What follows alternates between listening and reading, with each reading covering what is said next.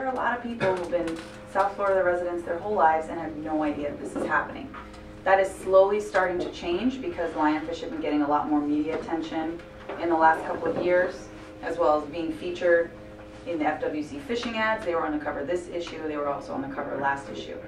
Additionally, there is no saltwater fishing license requirement for lionfish at all, nor are there size limits or catch limits. And as Tony mentioned way back in the beginning, they've also changed some of the regulation as to how you can capture them. So if you're a tech diver and you have your own rebreather system, which means closed circuit or semi-closed, but you're not expelling bubbles, you can stay down way longer, you can go down deeper, you can use those now to remove lionfish. And that used to be a no-no. And that's FWC's way of saying, please help us. We are one agency, we cannot get them all out. We need everyone who's in a position to help, who wants to help, to make it as easy as possible to do so. Always is safety. There are a lot of things to be taken into account. Your air, how deep you are. When I go on a dive, I work out with my buddy, we say, okay, you know what, we're gonna go to 65 feet and that's it. So if we see a fish at 68 feet, probably not gonna go for it because we don't wanna blow a profile that we've set, and we wanna make sure that we're staying within our dive plan. That whole, what's the motto? Plan your dive and dive your plan? Yes. Having good buoyancy control is really important as well, because as divers, we're invested in making sure that the reef stays safe and healthy.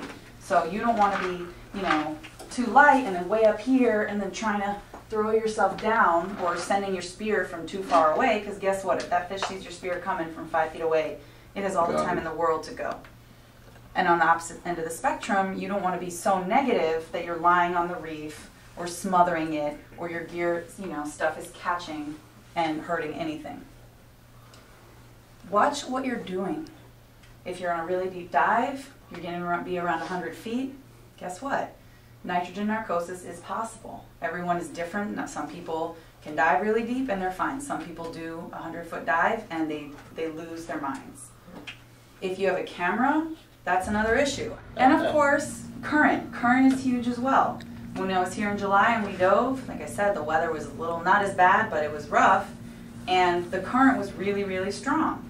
And so I'm holding onto a dive flag, and I did the whole dive like this. I didn't have to kick, I let the other guy spear, and I mean, I couldn't stay in place because that current was pulling me. And if you're working with heavy current, and if you're turning around to try and keep in place and stay and fish, guess what happens with that? You're chugging through your air a lot faster.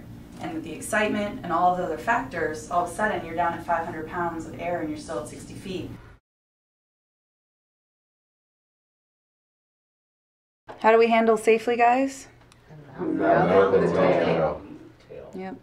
Remember, don't take your eyes off it for a second. I'm going to be very careful, and I'm going to use my scissors to remove, and it doesn't matter the order, but I'm going to use the scissors to remove the pelvic fins first. And I'm trying to angle them downward a little bit so they come off.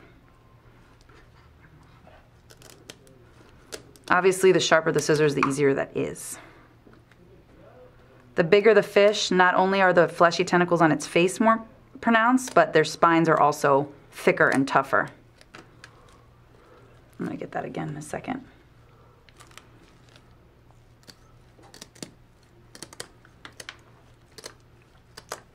And obviously, if you were going to eat one of these, I would pick this second one over that one, because the larger the fish, the more fillet.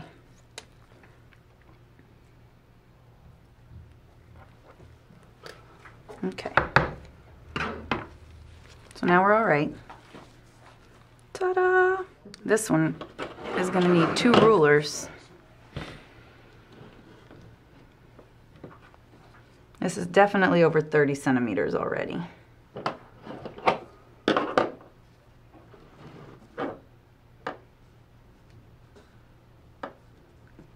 Usually I do 2 rulers with this, but this is going to be, we're going to go approximate with this, Luis. All right, so we are at 39.5 centimeters. Now, what did you say the size of one of the biggest ones you've seen is? Well, the biggest I have caught has been about 42 centimeters, but I've seen 47. Park record is 47. So that one, And that's on land measured, not what we thought it was. so that's up, that one's up there. And what's really interesting is that one of the really prominent lionfish biologists is a guy by the name of Dr. James Morris, and he's based out of South Carolina. He works for NOAA, and they've done studies that have shown that the lionfish that they're catching in North Carolina are obese. Literally. There we go. Fat, fat. Can everybody see this white thing right here? That kind of silvery white thing? Yeah. That's their swim bladder.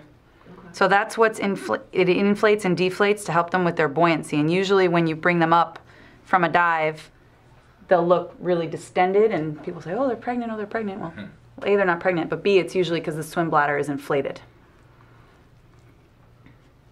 So here's our stomach, and I think we're going to do better. Can everybody see this thing with my left hand, how big it is? And this is a male. Where my right pointer finger is, this slightly pinkish little skinny thing, that's the testes. That's the male reproductive organ. So you can see it's pretty obvious once you open them up. If they're ovaries, you're going to know it. It's harder to tell in younger fish because the ovaries aren't yet developed, but they're usually more pink, whereas the testes are paler or more orange when they're younger.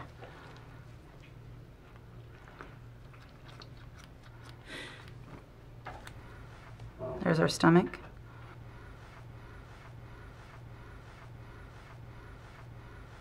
All right, here we go. I have a feeling we're going to get some.